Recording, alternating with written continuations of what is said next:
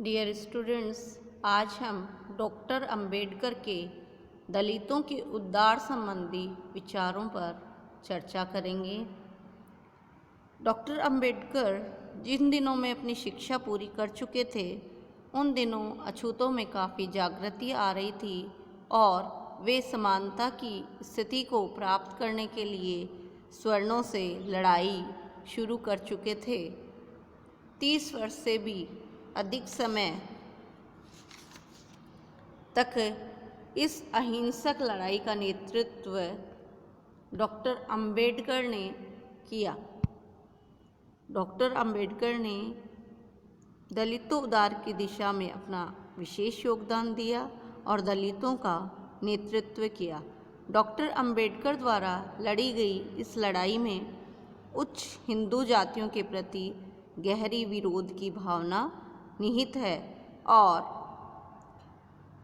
Doctor Ambedkar ने स्पष्ट घोषणा की कि तथा उन व्यक्तियों तथा संस्थाओं को अछूतों की बात कहने का हक नहीं है जो स्वयं अछूत नहीं हैं। डॉक्टर अंबेडकर ने एक ओर हिंदुओं की यातनाएं भोगी और दूसरी ओर हिंदू धर्म ग्रंथों को पढ़कर वे इस निष्कर्ष पर पहुँचे कि हिंदुओं की नियुक्ति शूद्रों को उठाने की नहीं है और उन्होंने ये भी अनुभव किया कि ब्रिटिश शासन शूद्रों के उत्थान के प्रति उदासीन है। इसलिए वे अछूतों के उत्थान के लिए अहिंसक संघर्ष में जुट गए और जीवन पर्यंत दलितोद्धार की दिशा में लगे रहे। दलितों उद्धार की दिशा में उन्होंने जो कार्य किए हैं, उनमें प्रमुख रूप से जो उनका योगदान है वो है जाति प्रथा और हिंदू समाज के परंपरागत विधान पर कठोर प्रहार। बौद्ध धर्म, सिख धर्म, कबीरपंथी, ब्रह्म समाज, आर्य समाज, स्वामी विवेकानंद और महात्मा गांधी, इन सभी ने अपने अपने तरीके से दलितों उद्धार के प्रयत्न किए हैं, लेकिन इनमें से किसी ने भी जाति प्रथा और हिंदू समाज के परंपरागत विधान पर वैसा कठोर प्रहार नहीं किया जैसा प्रहार डॉक्टर अंबेडकर ने किया। डॉक्टर अंबेडकर से पूर्व के अधिकांश जो दलितोद्धारक थे, वे वर्ण व्यवस्था या जाति व्यवस्था को बनाए रखना चाहते हैं। वे केवल जातीय अहंकार और विभिन्न जातियों के बीच ऊंच नीच की भावना का विरोध करते हैं। उनका विरोध एक नरम विरोध मात्र है। डॉक्टर अंबेडकर ने स्पष्ट रूप से कहा कि 4 वर्णों पर आधारित सामाजिक ढांचे की हिंदू योजना ने ही जाति व्यवस्था और अस्पृश्यता को यानी छुआछूत को जन्म दिया है, जो कि असमानता का एक अमानवीय रूप है। अतः अस्पृश्यों की समस्याएं किसी छोटे मोटे उपचार से हल नहीं हो सकती। उनके लिए तो क्रांतिकारी सामाजिक हल की आवश्यकता है और वह क्रांतिकारी सामाजिक हल है जाति व्यवस्था को ही संपूर्ण रूप से अस्वीकार करना। डॉक्टर अंबेडकर ने कहा था कि हमें जाति व्यवस्था को ही पूर्ण रूप से अस्वीकार करना होगा। उनके अनुसार प्रारंभ में जाति प्रथा नहीं थी। समाज के कुछ स्वार्थी लोगों ने, जो ऊंचे स्तर के थे, उन्होंने कमज़ोर लोगों से उनकी इच्छा के विरुद्ध जबरन काम कराना प्रारंभ कर दिया। इन कमज़ोर लोगों को शिक्षा प्राप्त करने, व्यापार करने, धन इकट्ठा करने और हथियार रखने से वंचित कर दिया, जिससे वो विरोध नहीं कर सके उच्च लोगों का और अपनी दास्ता नहीं दूर कर सके। इस प्रकार जातिवाद को अपनाकर शूद्रों को अपंग कर दिया गया। इसलिए डॉक्टर अंबेडकर ने सुझाया कि जाति प्रथा को नष्ट करने का एक ही मार्ग है, वह है अंतरजातीय विवाह। खून का मिलना ही अपनेपन की भावना ला सकता है। डॉक्टर अंबेडकर ने अपने शब्दों में कहा है कि जाति प्रथा को नष्ट करने का एक ही उपाय है, वह है अंतर्जातीय विवाह, और खूनों का मिलना ही अपनेपन की भावना ला सकता है। डॉक्टर अंबेडकर कहते थे कि हिंदुओं की परंपरागत व्यवस्था मनुस्मृति के आधार पर चलती है, अतः वे मनुस्मृति को ही अन्याय की जड़ मानते थे।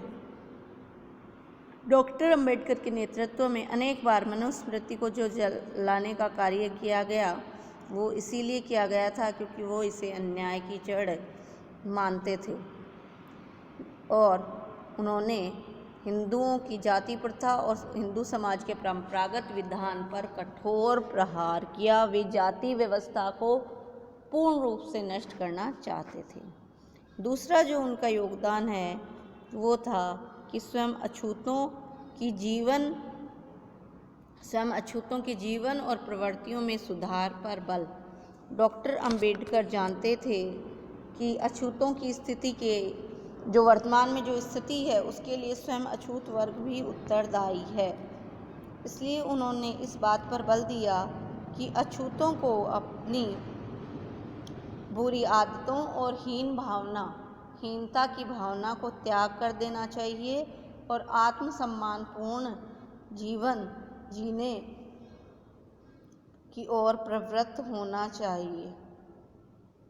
उन्होंने इस बात पर बल दिया कि अछूतों को मांग कर खाना छोड़ देना चाहिए, झूठ बोलना बंद कर देना चाहिए और मुर्दा जानवर खाना छोड़ देना चाहिए और हीन भावना को छोड़कर श्रेष्ठ जीवन की ओर अग्रसर होना चाहिए। उनमें स्वतंत्रता, समानता और स्वाभिमान से जीवन बिताने की इच्छा होनी चाहिए। इसके लिए उन्होंने सुझाव दिया कि अछूत संगठित हों, शिक्षित हों और अत्याचार के विरुद्ध संघर्ष करें। इसलिए जो डॉक्टर अंबेडकर का नारा है अछूतों को सुझाव देने के लिए, उससे कहा जाता है संगठित हो, एकजुट रहो, शिक्षित हो और संघर्ष करो। क्या क्या बातें आ गई? संगठित या एकजुट होना, शिक्षित और संघर्ष। संगठित हों, शिक्षित हों और संघर्ष करें, ऐसा उन्होंने क्षुद्रों को या अछूतों को संदेश दिया। डॉक्टर अंबेडकर ये भी जानते थे कि दलितों की स्थिति में सुधार के लिए दलित स्त्रियां अधिक महत्वपूर्ण भूमिका अदा कर सकती हैं। इसलिए स्त्रियों को भी उन्होंने संबोधित करते हुए कहा कि कभी मत सोचो कि तुम अछूत हो, साफ सुथरे रहो। जिस तरह के कपड़े स्वर्ण स्त्रियां पहनती हैं तुम भी पहनो, और कभी मत सोचो कि तुम अछूत हो। उन्होंने कहा कि यदि तुम्हारे पति और लड़के शराब पीते हैं तो उन्हें खाना मत दो, अपने बच्चों को स्कूल भेजो। शिक्षा जितनी जरूरी पुरुषों के लिए है उतनी ही स्त्रियों के लिए आवश्यक है। यदि तुम पढ़ना लिखना जान जाओगी तो बहुत उन्नति होगी।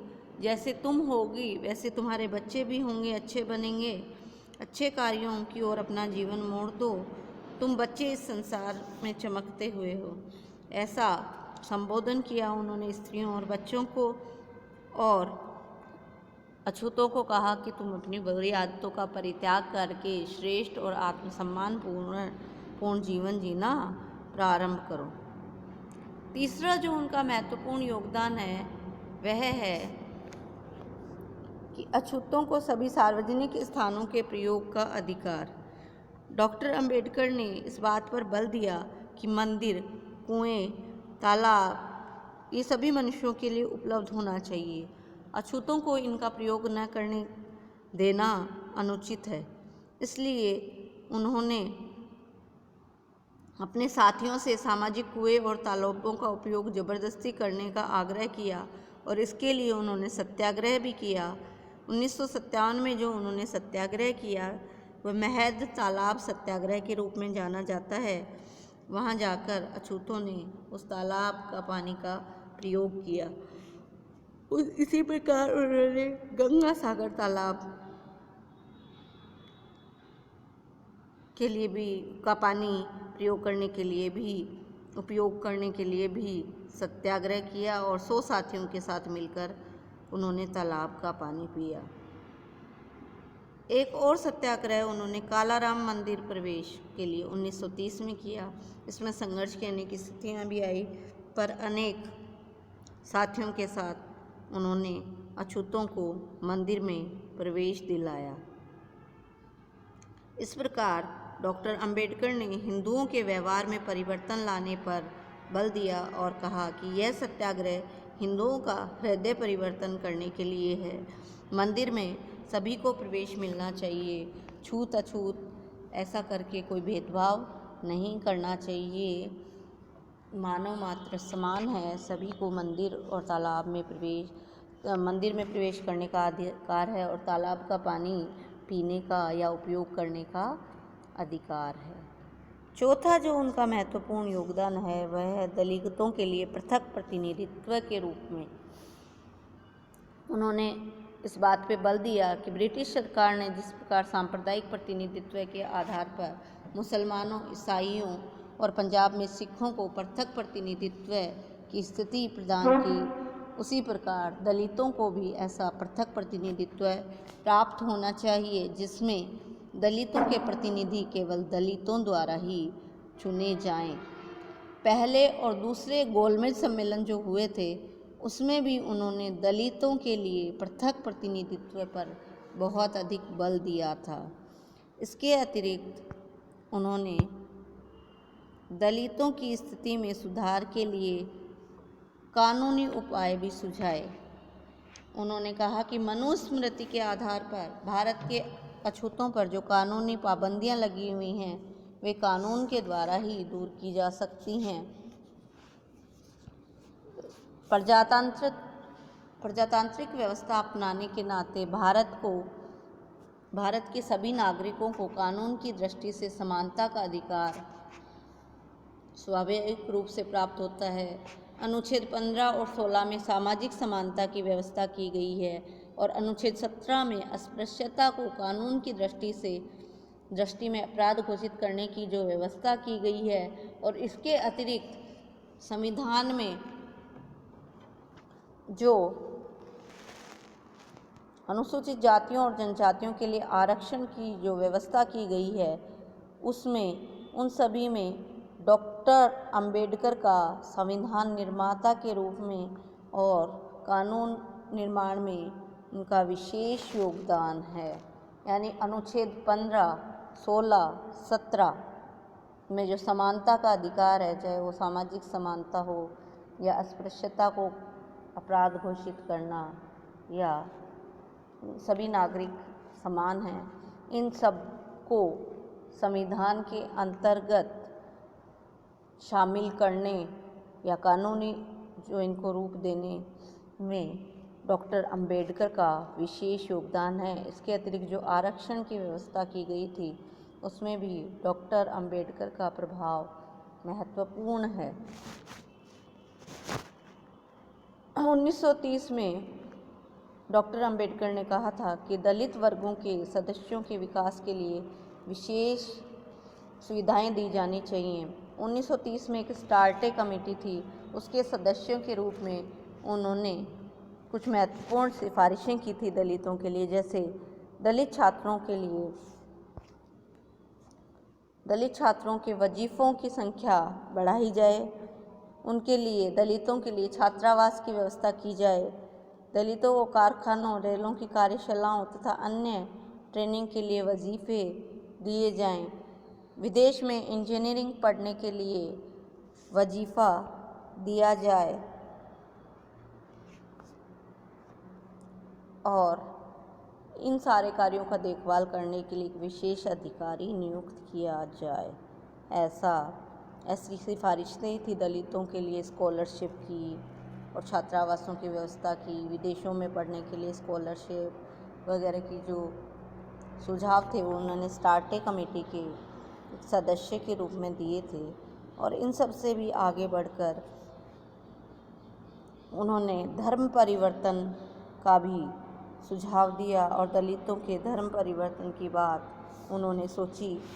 वे चाहते थे कि दलित एक सम्मानपूर्ण जीवन जिएं और उन्होंने ये समझा कि दलित जब तक हिंदू हैं तब तक उनके लिए सम्मानपूर्ण जीवन बिता पाना संभव नहीं है। इसलिए उन्होंने ये निश्चय किया कि दलितों को धर्म परिवर्तित कर लेना चाहिए। और उन्होंने ये भी देखा कि जिन दलितों ने ईसाई धर्म या सिख धर्म ग्रहण कर लिया है, धर्म परिवर्तन के बाद भी उन्हें अपने नए धर्म के अनुयायियों के बीच अपमान की स्थितियां सहनी पड़ रही हैं। और यदि दलित इस्लाम ग्रहण कर लेते हैं तो यह उनके राष्ट्रीयता के भाव को आघात पहुंचाने वाली स्थिति होगी। उन्होंने बौद्ध धर्म में समानता का संदेश पाया। डॉक्टर अंबेडकर ने बौद्ध धर्म में समानता का संदेश पाया और सन 1956 में उन्होंने 5 लाख व्यक्तियों के साथ मिलकर बौद्ध धर्म को अपना लिया। किस लिए? क्योंकि वो समानता पर आधारित धर्म है। और इस धर्म परिवर्तन का जो उनका उद्देश्य था वो यही था कि दलित वर्ग को एक अपनी अलग पहचान और सम्मानपूर्ण स्थिति मिल सके। इस प्रकार डॉक्टर अंबेडकर दलित समाज के लिए संघर्ष करने वाले अद्भुत योद्धा थे। इसलिए उन्हें दलितों का मसीहा कहा जाता है। दलितों को उन्होंने कहा, शिक्षित बनो, एकजुट रहो और संघर्ष करो। दलितों उद्धार की दिशा में उनका ये नारा महत्वपूर्ण है। इसके अतिरिक्त उन्होंने हिंदू जो समाज है, हिंदुओं की जो जाति व्यवस्था है, जो परंपरागत जाति व्यवस्था, उस पर कड़ा प्रहार किया और कहा जाति व्यवस्था को मूल रूप से नष्ट कर दिया जाना चाहिए। अछूतों को स्वयं भी अपनी जीवन और प्रवृत्तियों में सुधार करना चाहिए। अछूतों को सार्वजनिक स्थानों के प्रयोग का अधिकार होना चाहिए और दलितों के लिए पृथक प्रतिनिधित्व की व्यवस्था पर भी उन्होंने बल दिया। और अंत में उन्होंने कहा कि धर्म परिवर्तन यानी बौद्ध धर्म ग्रहण करना भी सम्मानपूर्ण जीवन और समानता पर आधारित जीवन जीने के लिए अच्छा उपाय है। और उन्होंने 5 लाख व्यक्तियों के साथ मिलकर बौद्ध धर्म ग्रहण कर लिया और दलितों के मसीहा के रूप में वो कार्य करते रहे जीवन पर्यंत। और उन्होंने दलितों को सदैव संदेश दिया, शिक्षित बनो, संगठित रहो और संघर्ष करो। धन्यवाद।